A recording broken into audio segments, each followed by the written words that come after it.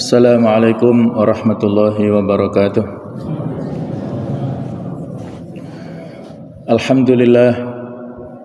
Alhamdulillahilladzi hadana li hadza wa ma kunna linahtadiya laula an hadanallah. Asyhadu an la ilaha illallah wahdahu la syarikalah wa asyhadu anna Muhammadan abduhu wa rasuluh la nabiyya ba'dah. Allahumma salli wa sallim ala sayyidina wa habibina wa maulana Muhammad wa ala alihi wa ashabihi wa man sara ala nahjihi wa da'a bi da'watihi ila yaumil qiyamah. Allahumma inna nas'aluka ilman nafi'a wa na'udzubika min 'ilmin la yanfa'. Subhanaka la ilma lana illa ma 'allamtana innaka antal alimul hakim wa tub 'alaina innaka antat tawwabur rahim. Rabbi shrah li sadri wa yassir li amri wahlul 'uqdatam min lisani yafqahu qawli, amma ba'd. Hadirin hadirat para jamaah, Bapak Ibu sekalian rahimakumullah. Marilah kita lanjutkan kajian tafsir surah Al-Baqarah yang saat ini kita membahas ayat ke-90 sampai 91 yang berjudul kaum Yahudi mengingkari kitab yang diturunkan Allah Subhanahu wa taala dan membunuh para nabi. A'udzu billahi minasy syaithanir rajim. Bismillahirrahmanirrahim. Bi'sa mashtaraw bihi anfusahum an yakfuru bima anzalallah أن يكفروا بما أنزل الله بغيا أن ينزل الله من فضله على من يشاء من عباده فباءوا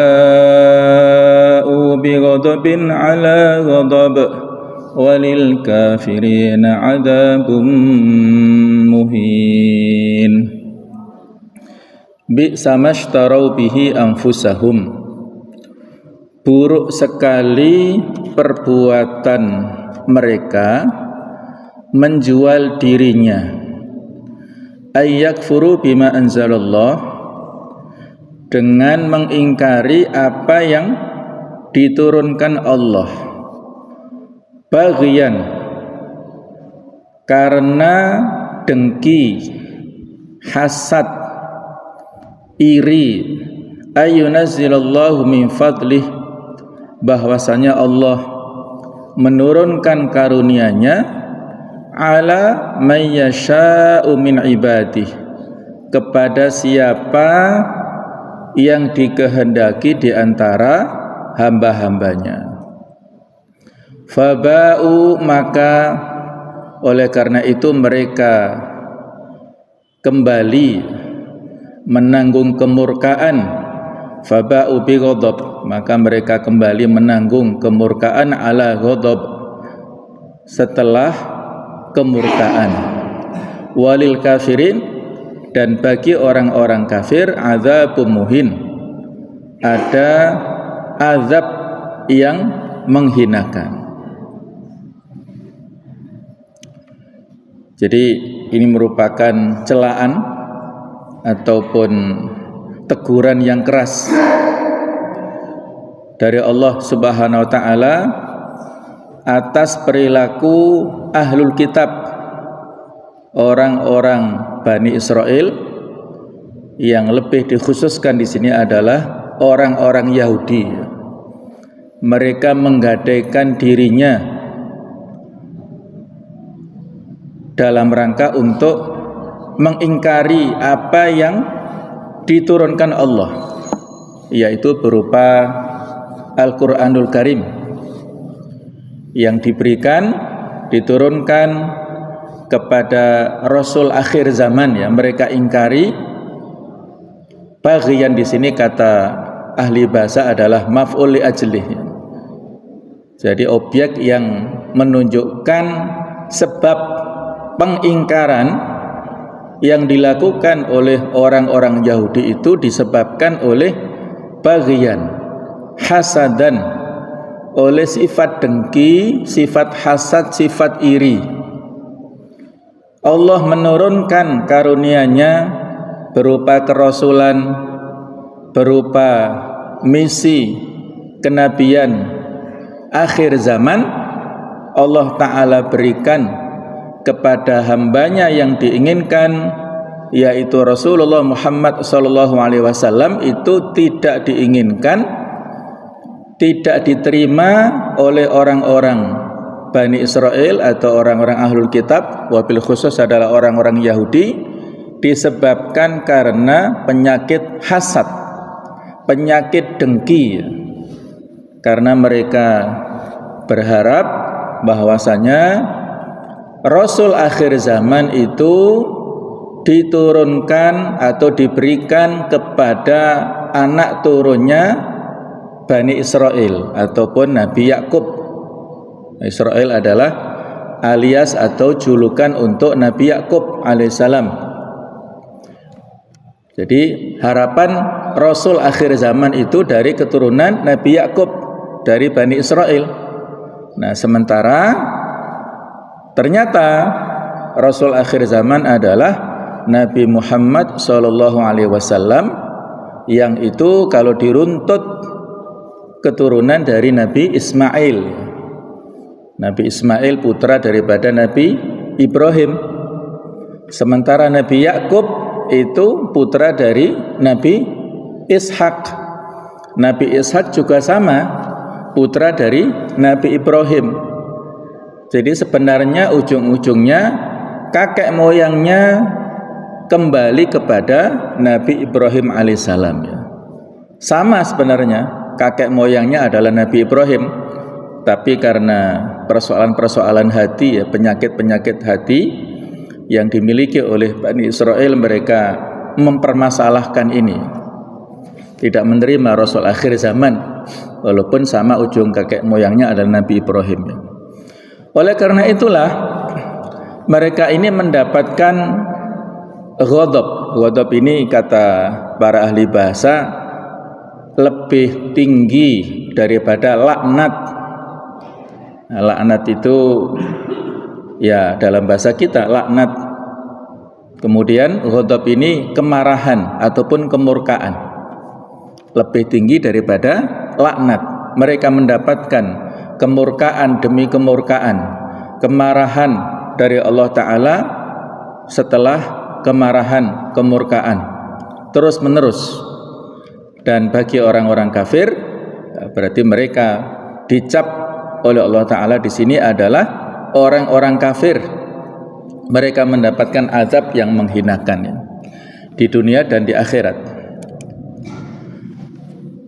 Wa idza qila lahum aminu bima anzalallahu qalu nu'minu bima unzila alaina wa yakfuruna bima wara'ahu wa huwal haqq musaddiqan lima ma'ahum qul falima taqtuluna anbiya Allahi min qablu in kuntum mu'minin.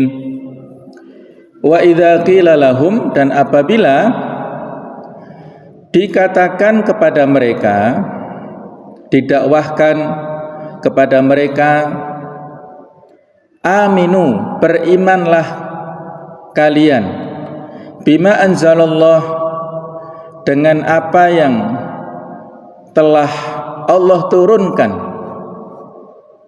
Allah berikan kepada Nabi Muhammad berupa Al-Quranul Karim. Maka mereka qalu nu'minu, ya, mereka menjawab nu'minu, kami beriman, bima unzila alaina, dengan apa yang diturunkan kepada kami saja, itu berupa kitab Taurat.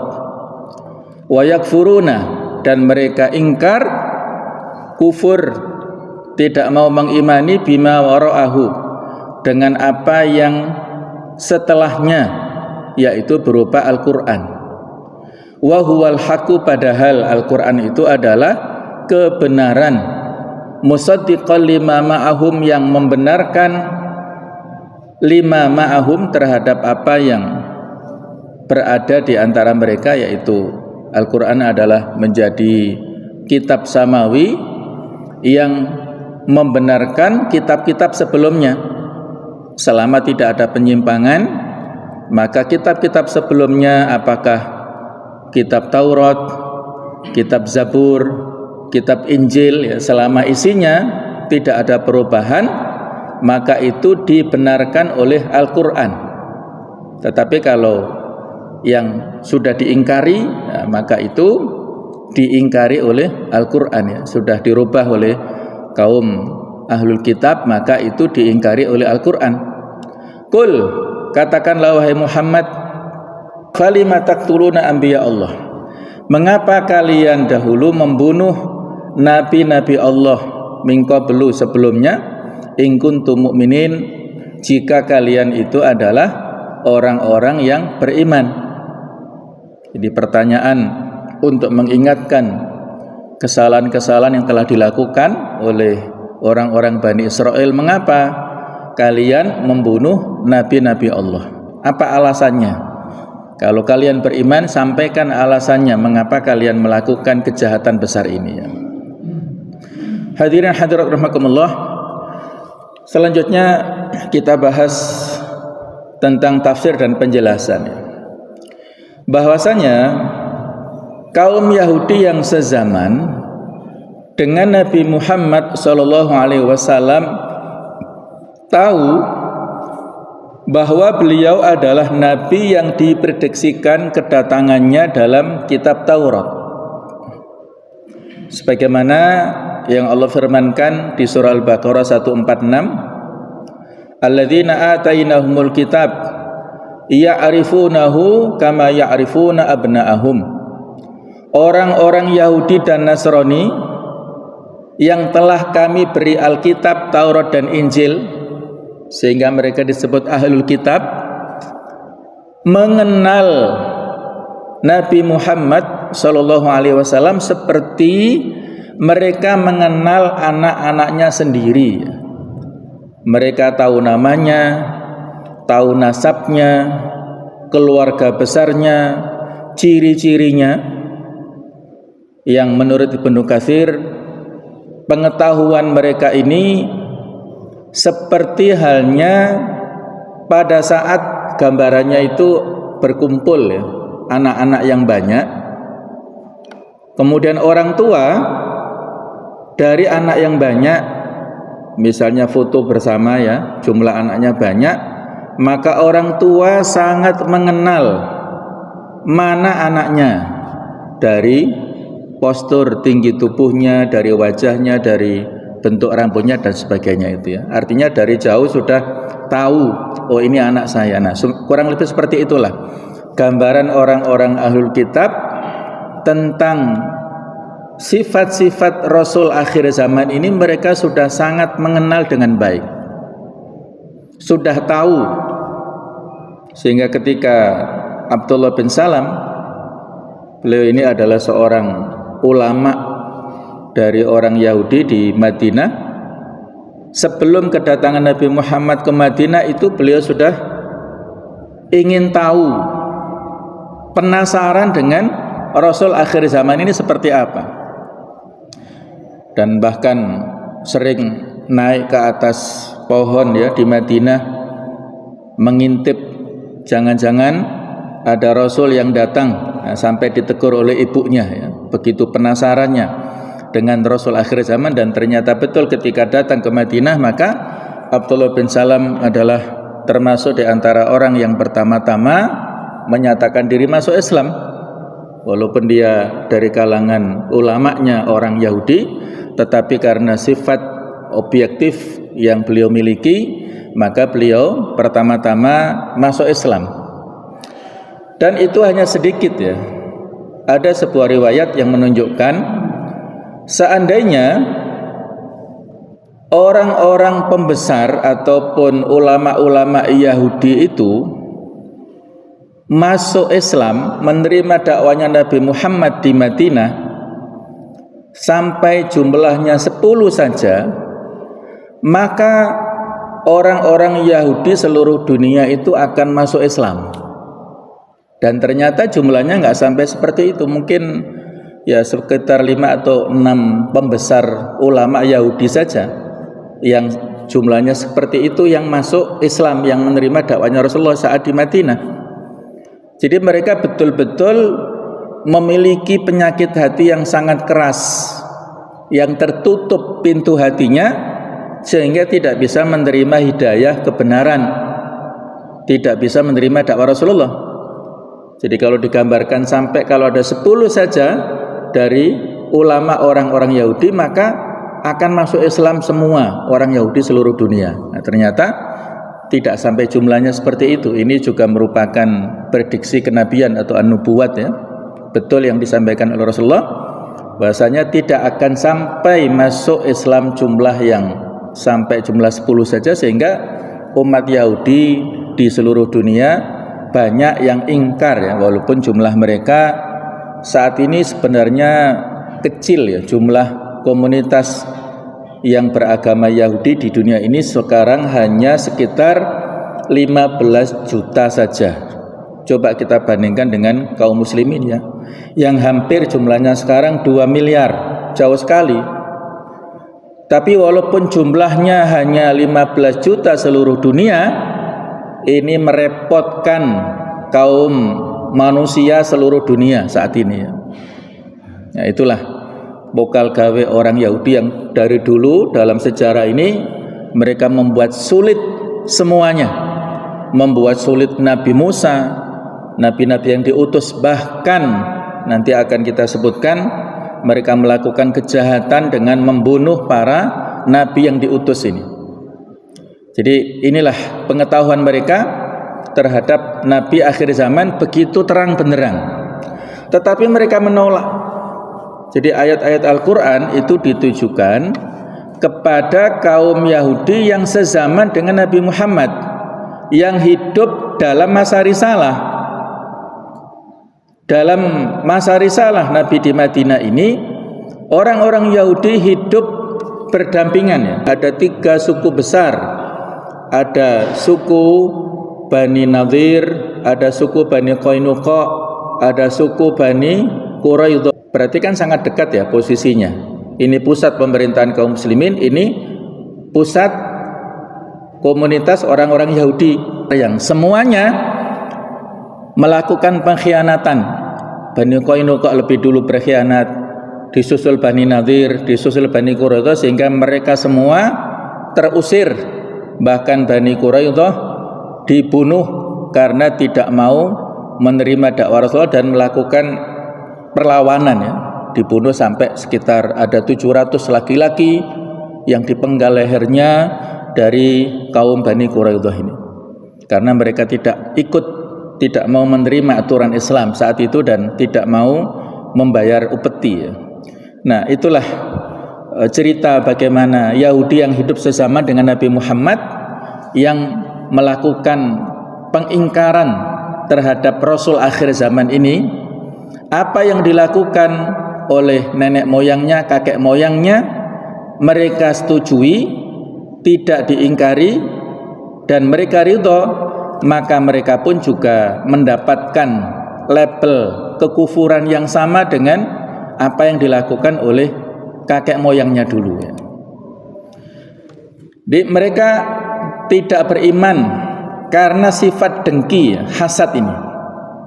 Maka Allah memberi celaan yang keras atas sikap mereka, lantaran mereka memilih ingkar daripada beriman, dan mereka menyerahkan diri mereka dalam pertukaran ini, menggadaikan dirinya dengan kebatilan, seakan-akan mereka kehilangan diri mereka seperti penjual yang kehilangan benda yang dijualnya.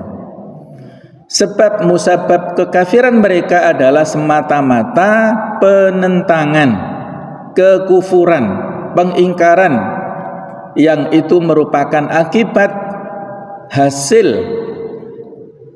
konsekuensi dari kedengkian dan kekhawatiran akan hilangnya jabatan dan harta dari tangan mereka.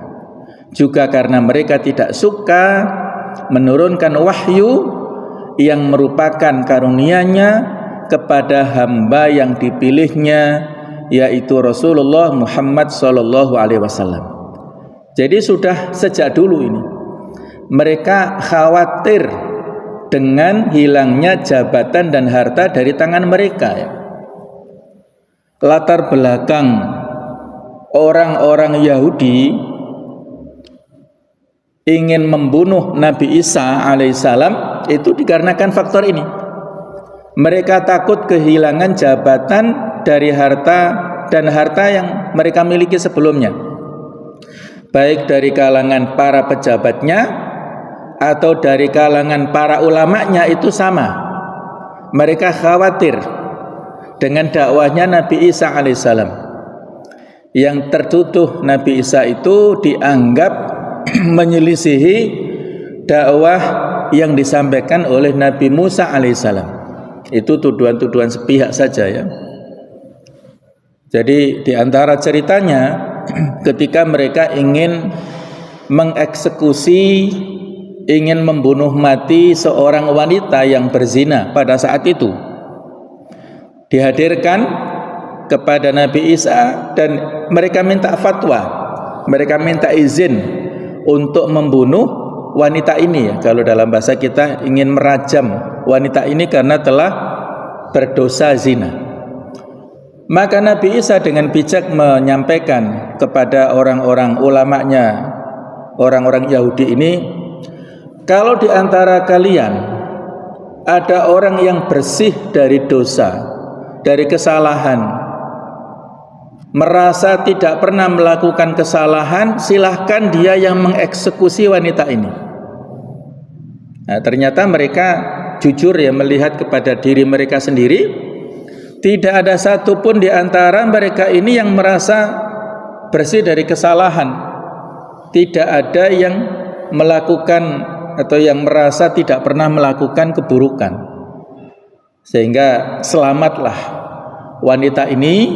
Akhirnya pada saat Nabi Isa keluar dari majelis itu, wanita ini mengejar Nabi Isa dan dia membawa semacam botol yang berisi minyak wangi, kemudian ditumpahkan kepada kakinya Nabi Isa dan dilumuri kakinya Nabi Isa sambil wanita ini menyampaikan terima kasihnya, sujud kepada kakinya Nabi Isa.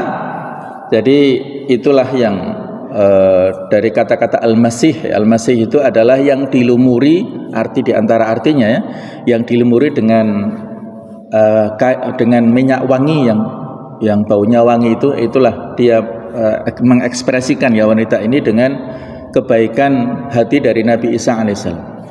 Itu salah satu contoh di antara sekian banyak perbedaan antara dakwanya Nabi Isa dengan yang dulu disampaikan oleh Nabi Musa versi mereka ya, versi orang-orang Yahudi, sehingga orang-orang Yahudi ini bekerja sama dengan pemerintah Romawi.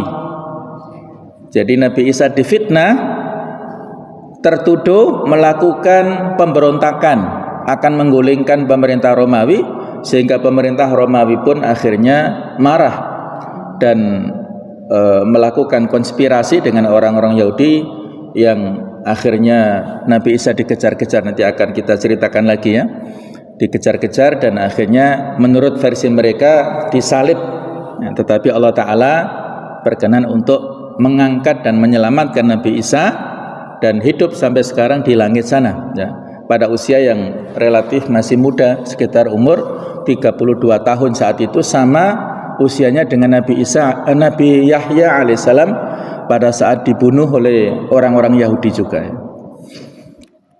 Baik ya. Maka akibat buruk yang mereka alami adalah mereka kembali mendapatkan murka lagi dari Allah akibat kekafiran mereka kepada Nabi Muhammad SAW. Setelah kekafiran mereka kepada Nabi Musa dan para nabi setelahnya, karena kekafiran itu mereka mendapatkan azab yang diiringi penghinaan di dunia dan di akhirat. Di dunia mereka mendapatkan kehinaan dan kondisi yang buruk, sedang di akhirat mereka kekal di neraka jahanam. Jadi pelajaran yang bisa kita ambil jamaah sekalian ya. Yahudi yang ada di Madinah ini mendapatkan predikat yang buruk, perilaku yang dilakukan oleh mereka, pengingkaran perilaku kafir yang dilakukan oleh Yahudi Madinah itu sama persis dengan dulu pendahulunya yang mereka juga kafir kepada Nabi Musa ya, ingkar dan menentang segala yang diputuskan oleh Nabi Musa dan nabi-nabi sesudahnya, sehingga yang dilakukan oleh anak turunnya tidak jauh berbeda dengan kakek moyangnya dulu. Apabila Nabi Muhammad SAW dan para sahabat beliau berkata kepada kaum Yahudi yang tinggal di Madinah, berimanlah kalian kepada Al-Quran yang telah diturunkan Allah. Maka mereka berkata, kami hanya beriman kepada apa yang diturunkan kepada kami di dalam kitab Taurat, dan kami mengingkari kitab selainnya yaitu Al-Quran yang datang dengan membenarkan Taurat dan yang merupakan kitab yang hak, yang benar, yang tidak ada keraguan di dalamnya. Ini hanya jawaban apologis atau alasan-alasan yang mereka buat-buat saja, seolah-olah mereka betul-betul beriman dengan kitab Taurat ini. Padahal dalam kitab Taurat telah dijelaskan dengan rinci tentang kedatangan Rasul akhir zaman yang membawa risalah Al-Quran ini. Nah, kalau mereka betul-betul beriman, maka tentunya harus diterima kedatangan Rasul akhir zaman. Jadi ini hanya jawaban untuk menghindar dari kewajiban atau perintah Rasulullah kepada penduduk Yahudi Madinah ini saja. Maka Allah membantah mereka, sesungguhnya Al-Quran itulah kitab yang hak, kitab yang benar, yang datang dari Allah dan yang membenarkan Taurat yang ada pada kalian. Dua-duanya berasal dari Allah. Tetapi mengapa kalian mengingkari salah satu kitab itu dan mengimani kitab yang lain? Bahkan kalian sebenarnya tidak beriman kepada Taurat, sebab di dalamnya terdapat pengharaman pembunuhan. Tetapi kalian membunuh para nabi tanpa alasan yang benar. Mengapa kalian membunuh mereka jika kalian benar-benar beriman kepada Taurat? Nah, jadi klaim pengakuan yang telah mereka sampaikan, kami hanya mengimani kitab yang diturunkan kepada kami yaitu kitab Taurat, itu sama sekali tidak benar. Karena dalam kitab Taurat tidak ada pembenaran, tidak ada alasan yang memperbolehkan mereka melakukan pembunuhan kepada para nabi, tetapi justru itu mereka lakukan. Jadi dengan kitab mereka sendiri sudah melakukan pengingkaran, apalagi kepada konsekuensi yang ada setelahnya, yaitu dengan datangnya risalah Nabi Muhammad SAW ini. Nah, jamaah sekalian, kita hayati ayat yang ada di sini ya, ayat 91. Qul falima taqtuluna anbiya Allah. Katakanlah Muhammad, falima maka mengapa? Ini singkatan dari falimadza. Maka mengapa? Taqtuluna, kalian membunuh anbiya Allah, para nabi. Coba kita amati di sini ya. Allah Subhanahu wa taala menyampaikan redaksi di dalam ayat ini dengan fi'il mudhari'. Jadi aslinya di sini adalah falima qataltum, mengapa kalian telah membunuh. Itu fi'il madhi ya, kata kerja bentuk lampau. Kejahatan pembunuhan yang dilakukan kepada para nabi itu pelakunya adalah kakek moyangnya dulu. Harusnya kan fi'il madhi ya. kenapa kalian dulu membunuh para nabi? Tetapi di sini dikatakan dengan fi'il mudhari'. Fi'il mudhari' itu kata kerja yang bermakna sekarang dan akan datang. Ini seolah-olah memberikan kesan penguatan bahwasanya ini pembunuhan terhadap para nabi itu dinisbatkan kepada kaum Yahudi yang sezaman dengan Nabi Muhammad SAW. Paham ya? Jadi kejahatan yang dilakukan itu kan sudah terjadi pelakunya dulu. Pelakunya Bani Israel yang dulu sudah lewat pada zamannya Nabi Musa dan seterusnya itu kan sudah lewat. Tetapi kejahatan ini dinisbatkan itu adalah dikaitkan seolah-olah pelakunya adalah kaum Yahudi yang sezaman dengan masa risalah. Kata-kata taktuluna kan kalian ya.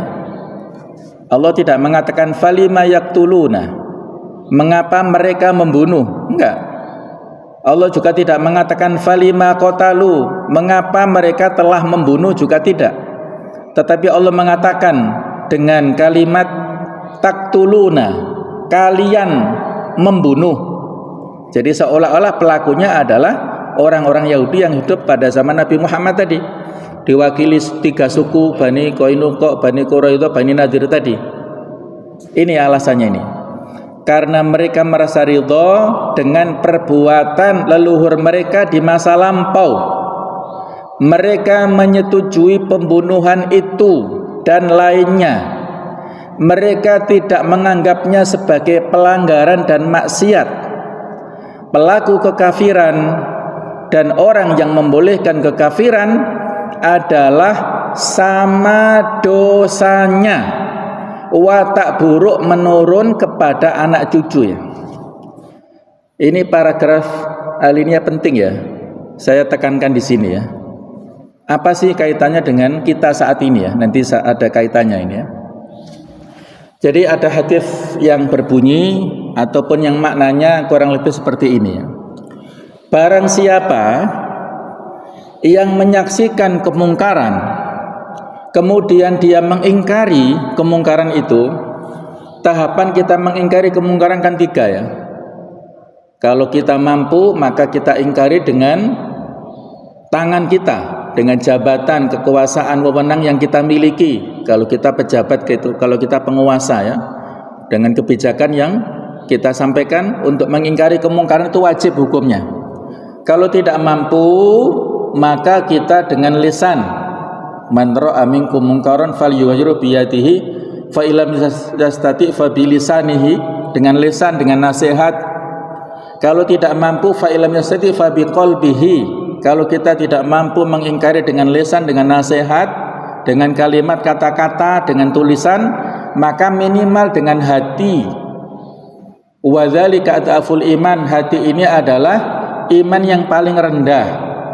Bahkan dikatakan walaisa wara'a dzalika minal iman, kalau dengan hati saja kita tidak mau mengingkari kemungkaran, maka tidak ada keimanan sesudahnya. Nah, yang kita sebutkan dengan riwayat yang saya sebutkan artinya tadi, barang siapa yang menyaksikan kemungkaran dan dia mengingkari dengan hatinya minimal ini, kata Rasulullah, maka seolah-olah dia tidak menyaksikannya. Artinya ada gugur kewajiban ya, ada toleransi di situ. Allah mengampuni ketidakberdayaan orang ini. Tetapi barang siapa yang tidak menyaksikan kemungkaran secara langsung dengan matanya, tetapi dia ridho dengan kemungkaran itu, maka orang ini statusnya sama dengan pada saat melihat kemungkaran dan mendiamkannya. Bisa difahami ya? Saya ulangi.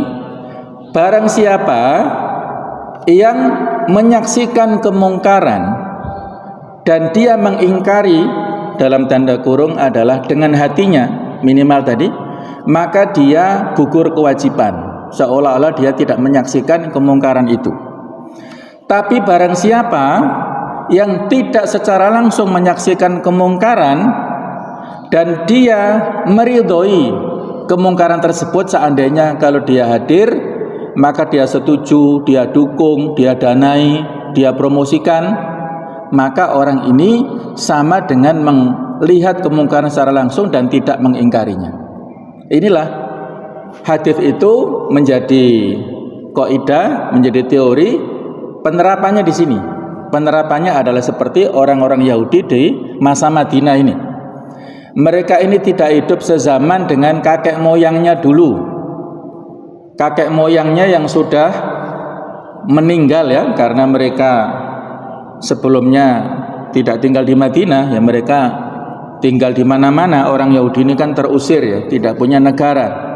Mereka berada di Palestina ya, secara eksis, walaupun dengan yang pada saat zaman keemasannya itu adalah pada saat zamannya Nabi Daud dan Nabi Sulaiman. Kemudian masa sesudahnya mereka sampai membagi wilayah Palestina itu menjadi dua.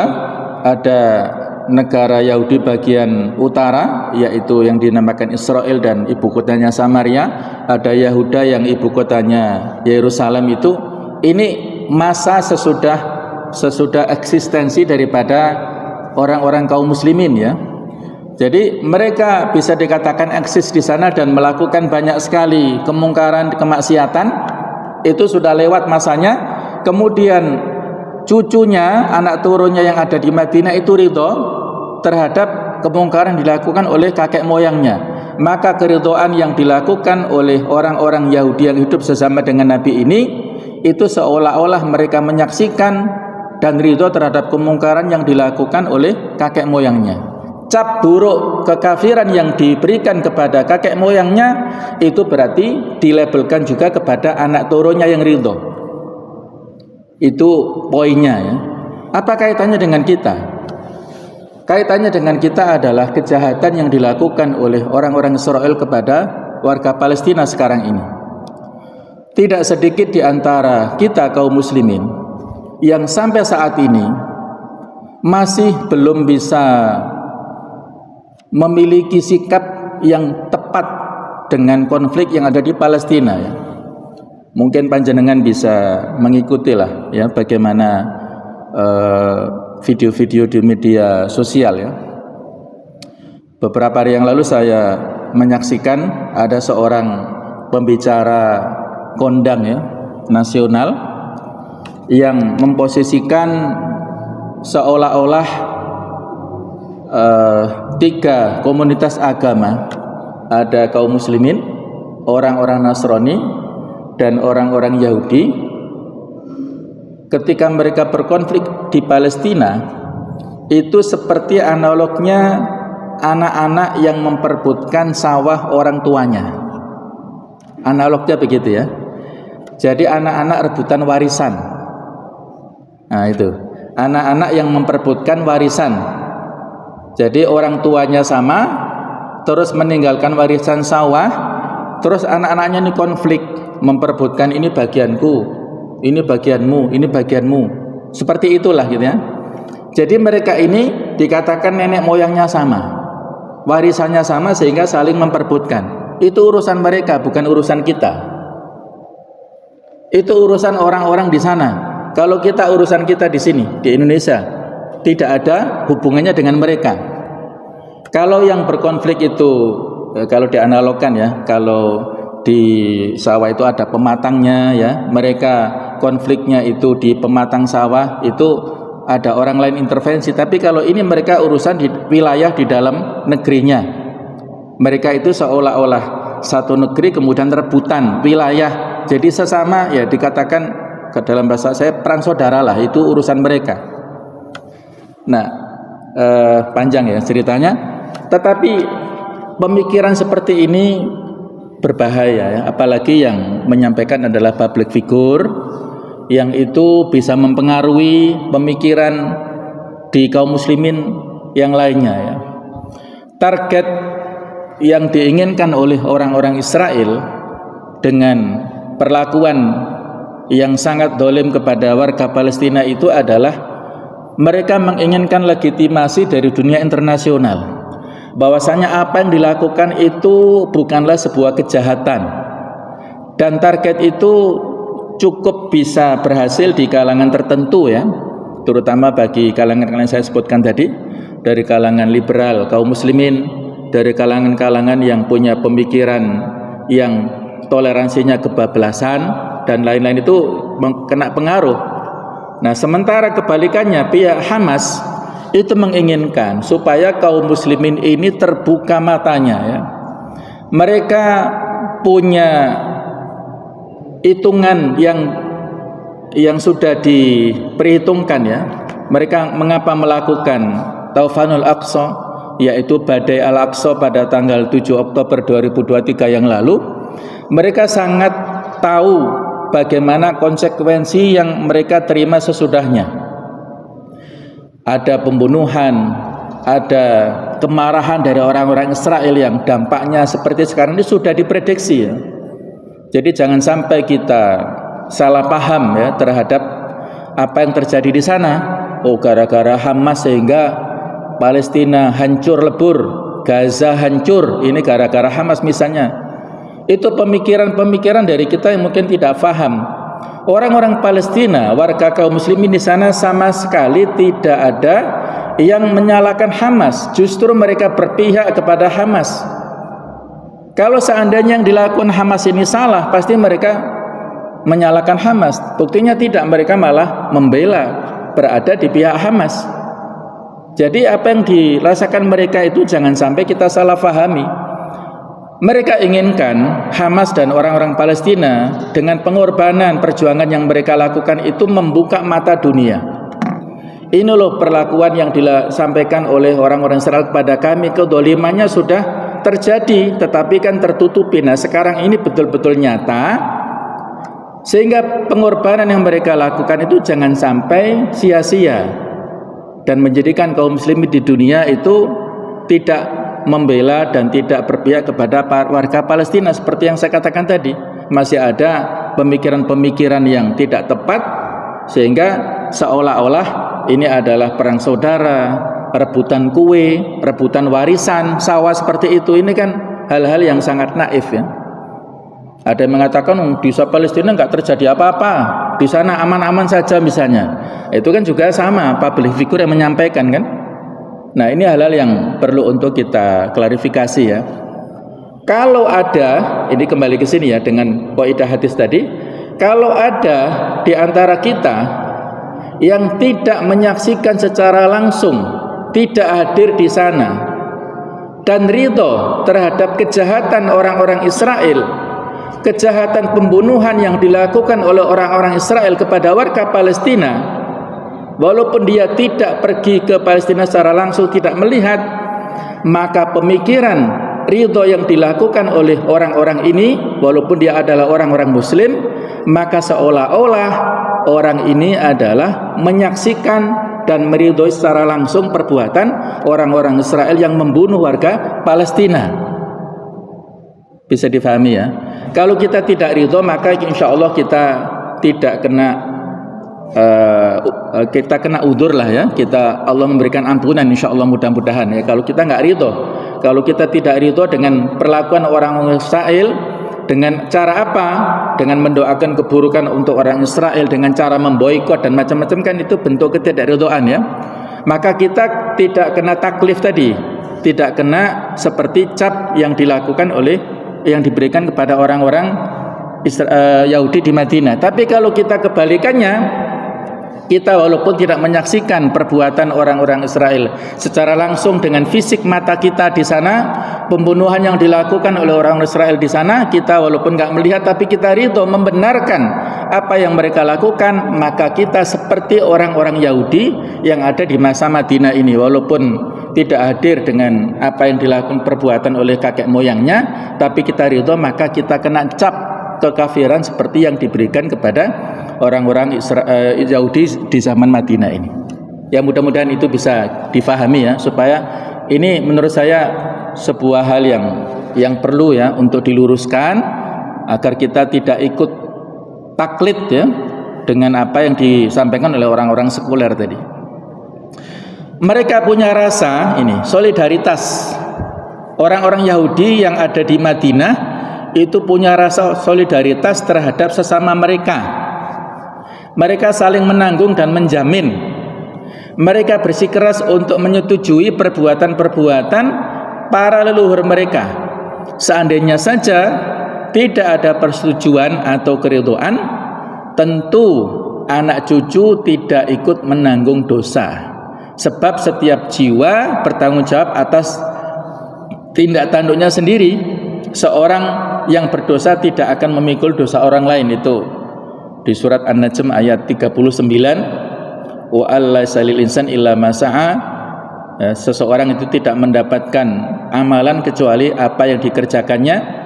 Wala taziru waziratun wizra ukhra. Seseorang tidak menanggung dosa orang lain, itu betul kaidahnya, ya. Kaidahnya seperti itu betul, tapi kalau ada sebab-sebab yang lain, maka ini menjadi faktor-faktor yang bisa memberatkan kepada si yang menyetujuinya ini. Pertanyaan berikutnya, berapa sih jumlah nabi yang dibunuh oleh orang-orang Yahudi ini? Al-Quran ini berkali-kali menyebutkan bahwa ada nabi di masa silam yang dibunuh oleh Bani Israel. Hanya saja dalam Al-Quran tidak disebutkan siapa saja nabi yang dibunuh dan berapa jumlahnya. Sebagian ahli tafsir seperti Al-Baydawi menyebutkan ada beberapa nama nabi yang dibunuh Bani Israel. Misalnya beliau mengatakan fa innahum qatalu asyiya. Jadi yang dibunuh ya oleh orang-orang Bani Israel itu ada Nabi Isaiah, kemudian ada Nabi Zakaria, kemudian Yahya, wa ghairuhum, dan nabi yang lain bi ghairil haq, ya, tanpa alasan yang benar, karena mereka tidak memiliki keyakinan bolehnya membunuh para nabi. Namun mereka lakukan itu karena mengikuti hawa nafsu dan cinta dunia. Jadi tidak ada alasan. Tidak ada alasan yang membenarkan mereka membunuh, tetapi mereka hanya karena faktor nafsu dan cinta dunia. Ada 5 nabi yang masyhur yang dikisahkan dalam berbagai kitab dan literatur.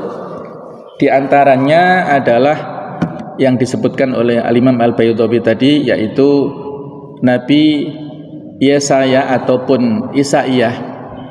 Ini adalah nabi yang diutus oleh Allah Ta'ala kepada Bani Israel setelah Nabi Sulaiman.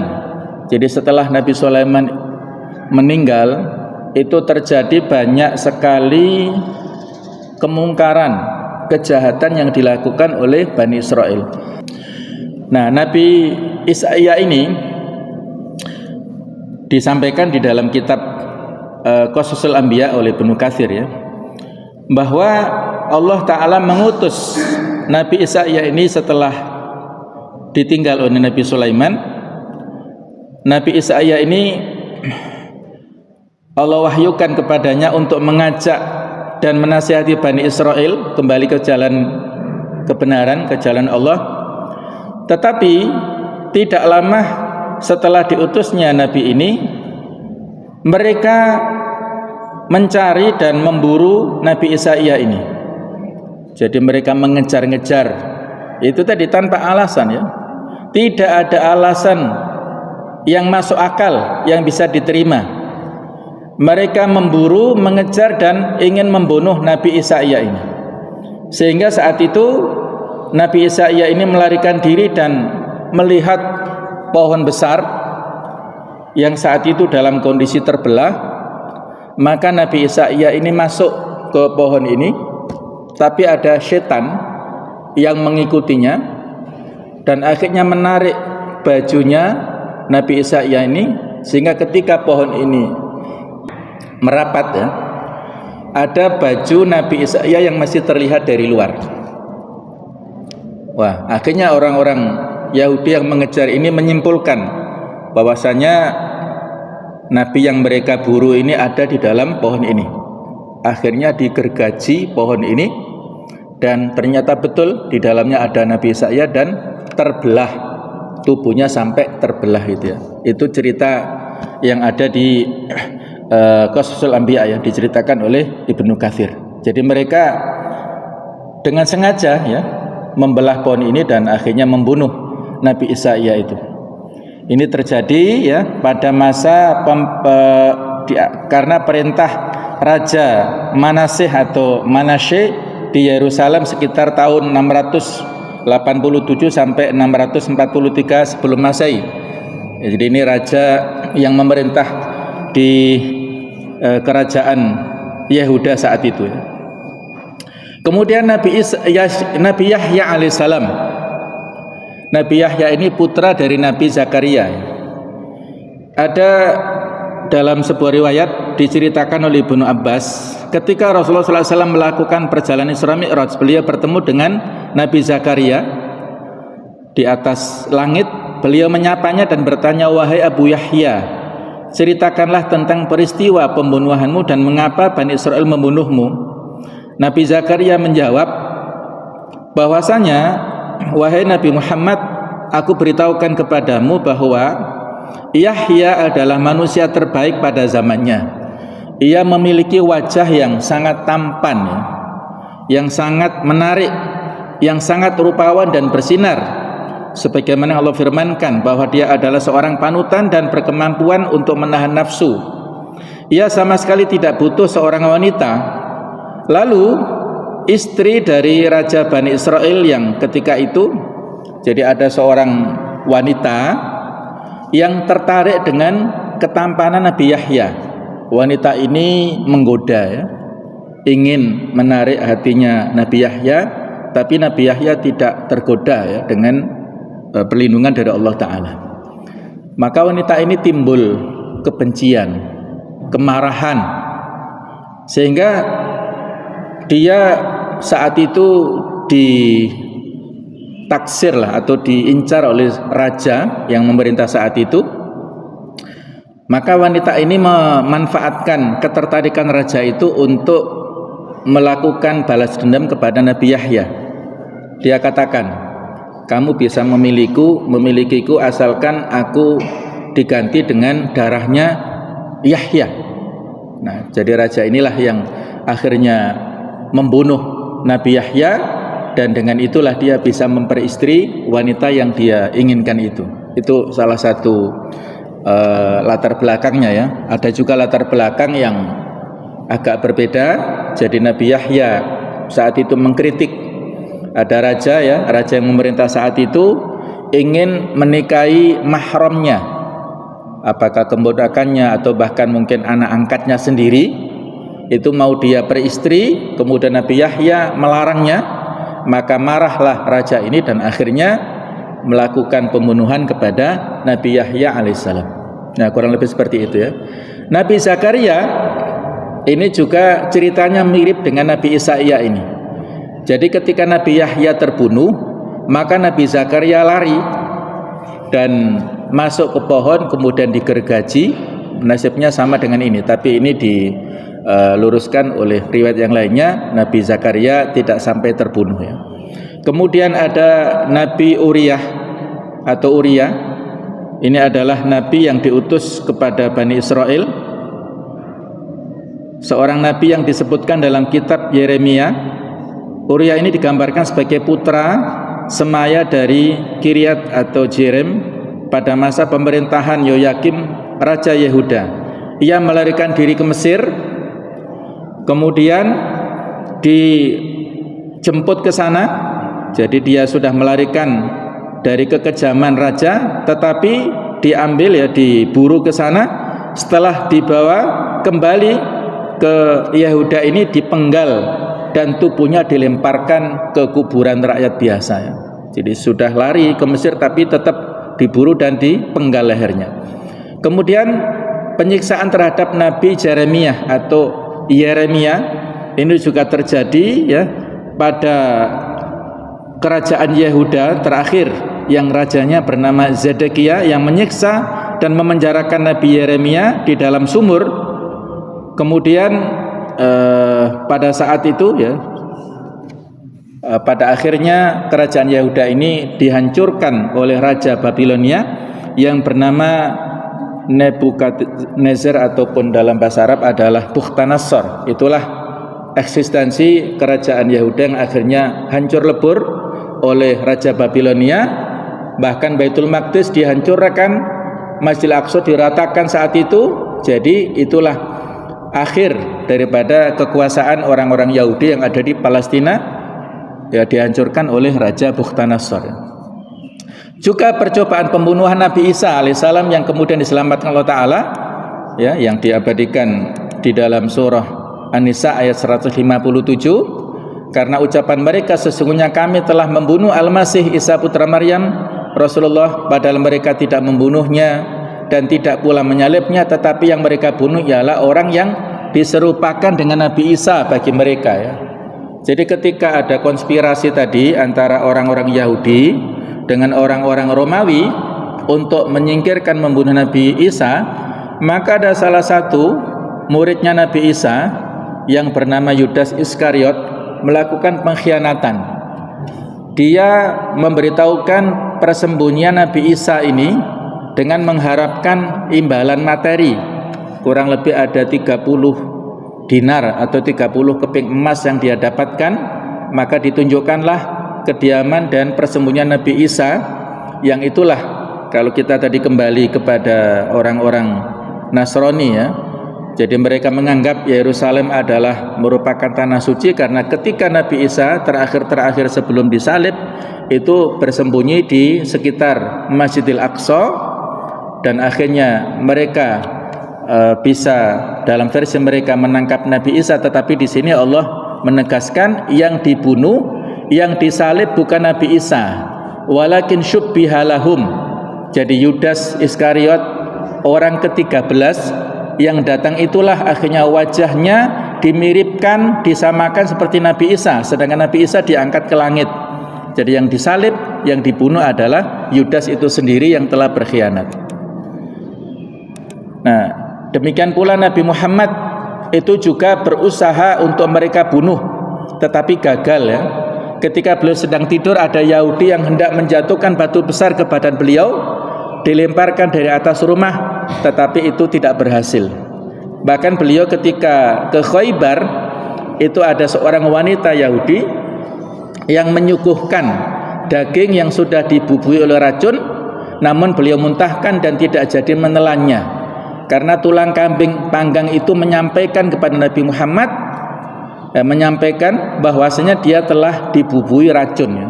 Tapi akibat racun yang dikonsumsi beliau pada saat Khaybar inilah menjadikan beliau pada akhir hayatnya sakit dan beliau akhirnya meninggal dunia. Itu juga dampak daripada racun yang dibubuhi oleh wanita Yahudi ini. Nah, jadi mereka punya riwayat yang seperti itu, ya. Sedangkan jumlahnya memang tidak ada keterangan yang pasti, ya. Tetapi dalam keterangan para ulama di antara Ibnu Qayyim menyebutkan, ya, dalam waktu sehari saja mereka membunuh 70 nabi, lalu mereka mengadakan pasar di sore hari seolah-olah mereka tidak berbuat kesalahan apapun, ya. Jadi kejahatan-kejahatan besar yang mereka lakukan di pagi hari, sore harinya mereka tidak merasa bersalah. Mereka transaksi di pasar sebagaimana biasanya. Itulah luar biasa kejahatan daripada orang-orang Yahudi ini. Insyaallah itu yang bisa kita bahas, ya. Ada tentang hal-hal ini insyaallah sudah kita singgung tadi, ya, tentang kekafiran dan juga hal-hal yang mereka lakukan, ya. Mudah-mudahan Allah Ta'ala melindungi kita semuanya, kaum muslimin, ya, semuanya. Mudah-mudahan selalu dalam lindungan Allah Ta'ala dan mudah-mudahan kita istiqomah dalam kebenaran sampai akhir hayat. Semoga kita mendapatkan husnul khatimah insyaallah. Subhanakallahumma bihamdik asyhadu an la ilaha illa anta astaghfiruka wa atubu ilaik. Wassalamualaikum warahmatullahi wabarakatuh.